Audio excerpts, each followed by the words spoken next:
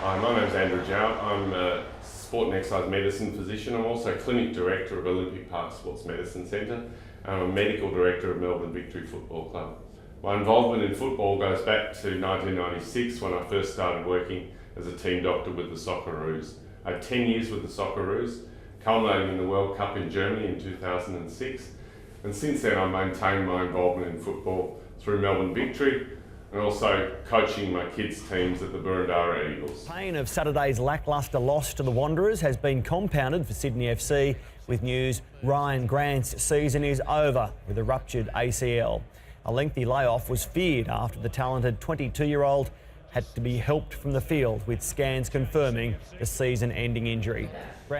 So ACL is not the most common injury, but it's the most devastating injury.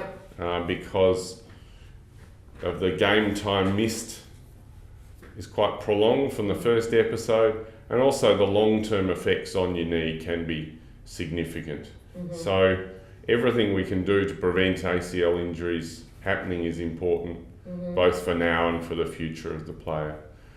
What can you do to prevent an ACL injury? Most evidence supports the FIFA 11 plus or similar programs, the PEP, various programs that are designed to improve body positioning, awareness and control, so we don't get into vulnerable positions where we're likely to have an ACL injury. We know that girls have a much higher incidence of ACL, so for our female soccer players it's a massive problem. And why is that? Why are females?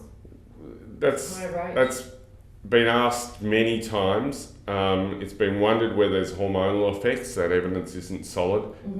Certainly there's probably a biomechanical effect. Females tend to have a wider pelvis. That means their femur comes down at a greater angle. So there's a different angle at the knee and they're more vulnerable. They may also be not as strong in the hips, which is the important protective component of that balance and control. So as a coach, at grassroots level, I'd say go straight to the FIFA 11 plus, go straight to the FIFA program on the website and implement that. It's a structured warm-up. It provides a warm-up for your players, but also provides some specific conditioning and injury prevention tools. So spending time on one leg, on balance, on hopping, on control on one leg. By all means use the ball, add the ball into the program, but activities, jump and land, learn to land properly, learn to land with your knee outside your hips, learn to turn and change direction properly.